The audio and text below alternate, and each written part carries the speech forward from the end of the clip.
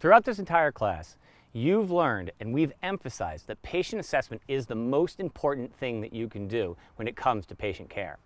Without doing good assessment, you're not going to be able to find out what are the injuries or illnesses that you need to treat.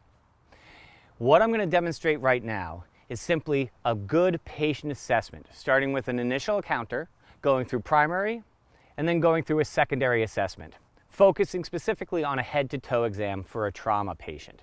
There are lots of other exams that you need to do and lots of other questions that you can ask.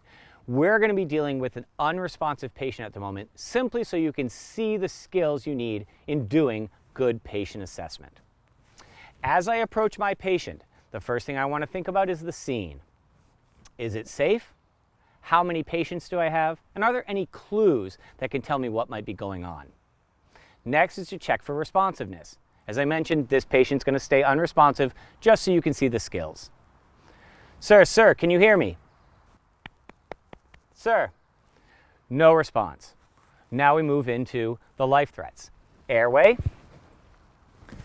breathing, and circulation. After that, we want to think about the other life threat. That is there any life-threatening bleeding or major life-threatening injuries that I need to address right now? To do that, I'm simply going to employ my rapid trauma scan, or your blood sweep. I'm going to start and just quickly check over my patient. Do I notice anything that requires immediate attention to prevent this life threat from killing our patient? If nothing is there, we're going to move on to thinking about the environment. Is my patient safe where they are? Can I treat them in this position? Do I need to move them? Is it too hot? Is it too cold? But I want to address all of those situations. Now we can move into our secondary assessment. This is a trauma patient. I'm going to demonstrate the head-to-toe physical exam. This physical exam is your chance to find the injuries that might be affecting your patient. We're going to use big hands and a fair amount of pressure to try to figure out what's going on underneath. Maybe elicit some pain, maybe feel some movement, or something out of the ordinary. If I find something, I stop, use my fingers, and really get detail. We're going to start at the head. Using my hands, I'm going to check the entire head. The back, the top, the front. You notice I'm using my whole hand, not just my fingers. I want to make sure that I'm assessing everything. Feel the back of the neck. Come around to the front, check the clavicles.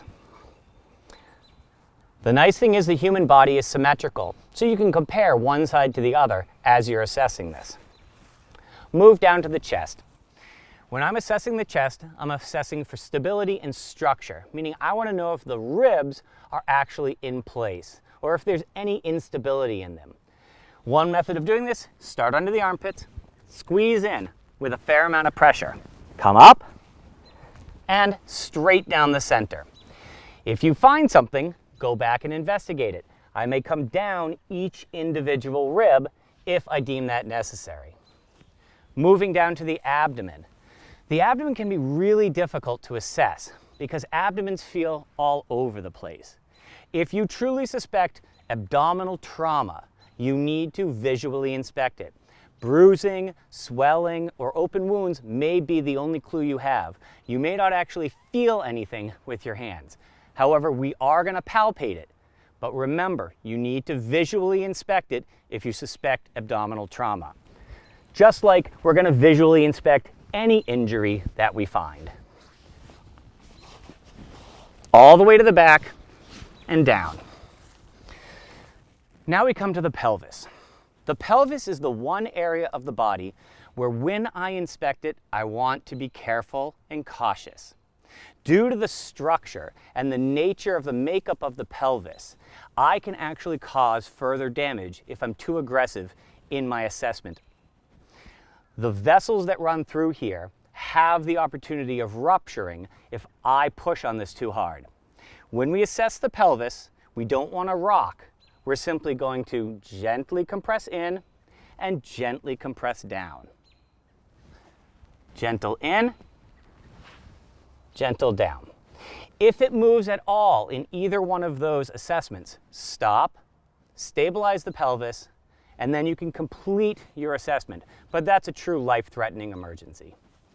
Moving down to the legs. The legs and the arms are what are known as long bones, meaning we need to do two types of assessments with them. One is a longitudinal assessment. We're assessing along the length of the bone. I do that by using my hands and moving all the way around. The other one is I'm going to oppose my hands and push in those opposite directions. I'm trying to see if I can get that bone to move or perhaps elicit pain. Because the assessment of the length of the bone may not always elicit a pain response or show me that there's an underlying injury. So I'm assessing all the way around and then pushing opposites. Check the knee and then the lower leg, again opposing your hands, and assessing the ankle and the foot, removing the shoe and visually inspecting the foot if that's necessary. Now when you're assessing a patient, I would move to the other side, but so that you can see me, I'm going to stay over here. Same thing, moving all the way around the leg and then pushing, checking the knee, lower leg, and opposing those hands. Again, ankle and the foot as necessary. I then move back up to the arms. Now when I head to toe, you would think we might do the arms as we move down the body. But remember, we're assessing the things that can kill you first. Head, chest, abdomen, pelvis, legs, and then the arms. There's very little life-threatening injuries that can happen to the arms. Check the shoulders, the upper arm. Again, it's a long bone, so I'm pushing down to the lower arm and hand and fingers. Moving to the other side in a real assessment, but again, so you can see, I'm going to stay here. Shoulder, upper arm, lower arm, hands and fingers. Now there's one part of the body that I haven't assessed, and that's the back. If you suspect that your patient has some sort of traumatic back injury, you're going to want to assess it. You're going to move them, roll them up, have them sit up, and assess that back. However, traumatic back injuries are not the most common things that we see in a backcountry setting. So do that assessment as you see fit.